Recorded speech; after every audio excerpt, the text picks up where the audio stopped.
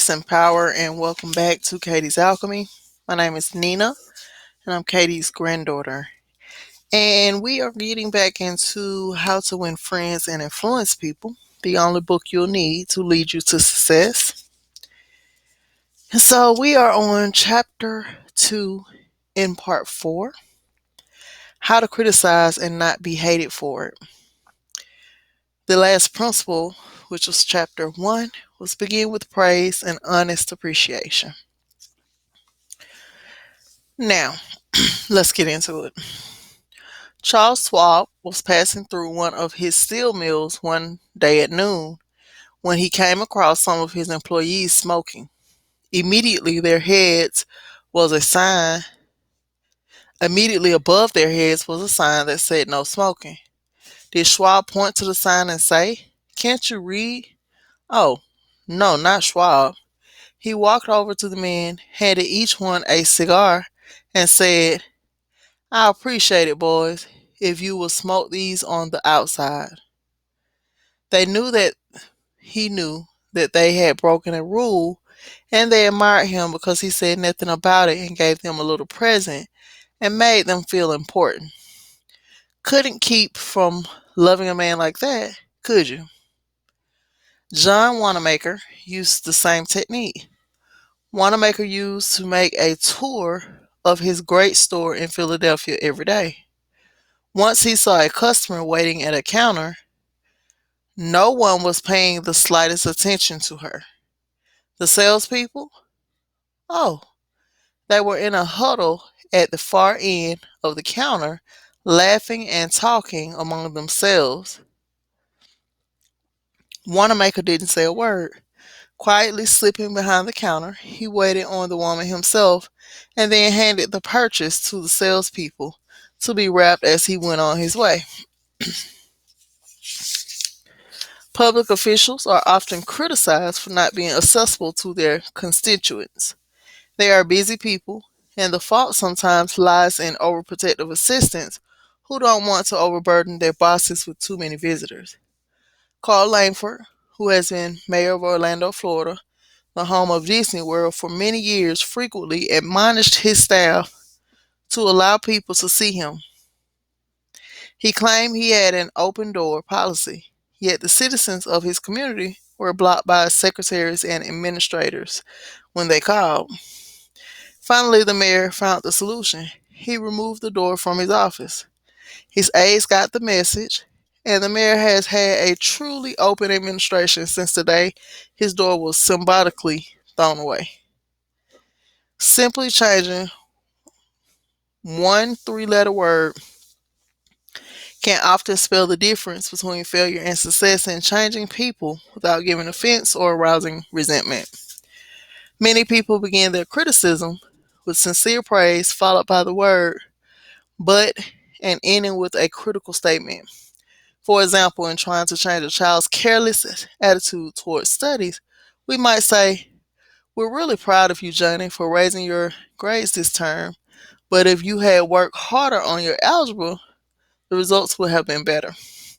In this case, Johnny might feel encouraged until he heard the word "but." He might then question the sincerity of the original praise. To him, the praise seemed only to be contrived lead in to a critical inference of failure. Credibility would be strained, and we probably would not achieve our objectives of changing Johnny's attitude towards his studies.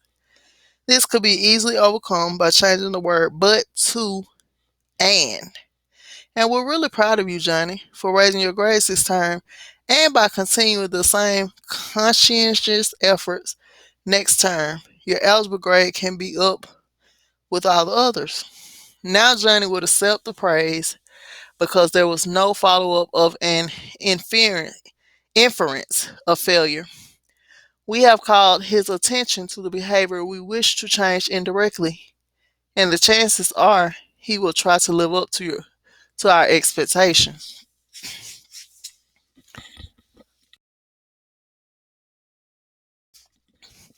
Calling attention to one's mistakes indirectly works wonders with sensitive people who might resent bitterly any direct criticism. Marge Jacob of Woonsocket, Rhode Island, told one of our classes how she convinced some sloppy construction workers to clean up after themselves when they were building additions to her house. For the first few days of the work, when Mrs. Jacob returned from her job, she noticed that in the yard was strewn with cut ends of lumber. She didn't want to antagonize the builders because they did excellent work. So after the workers had gone home, she and her children picked up and gently piled all the lumber debris in a corner.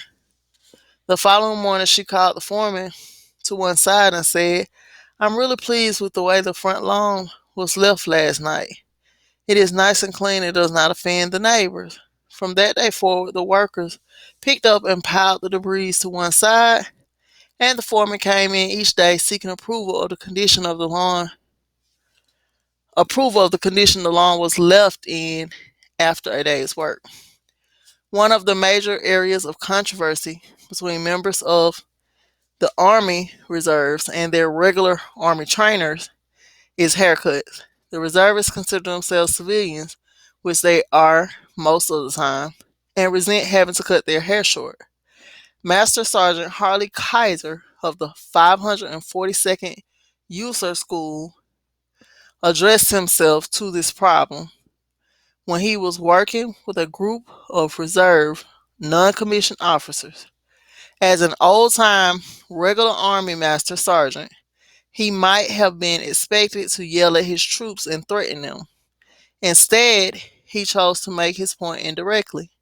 "Gentlemen," he started, "you are the leaders. You are leaders. You will be most effective when you lead by example.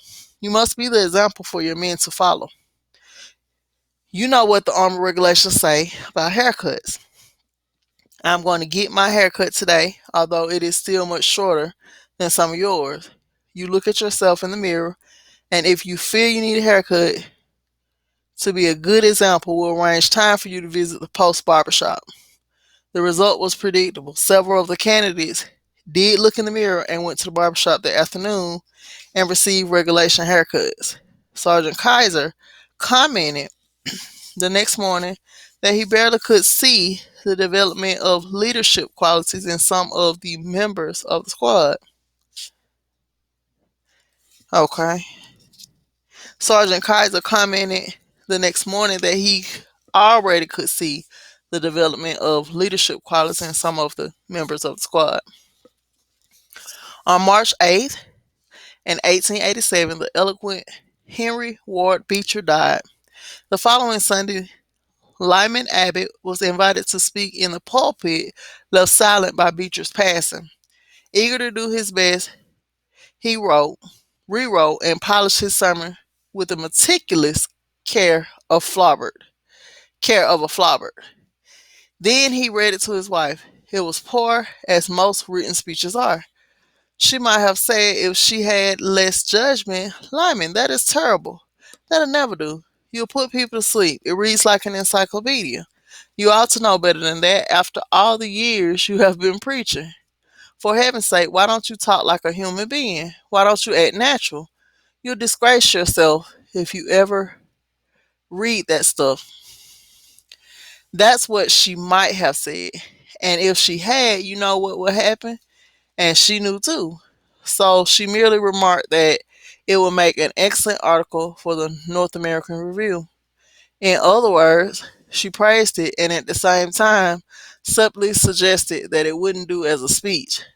Lyman Abbott saw the point, tore up his carefully prepared manuscript, and preached without even using notes. An effective way to correct others' mistakes is, and this is principle number 2, chapter 2, part 4, call attention to people's mistakes indirectly.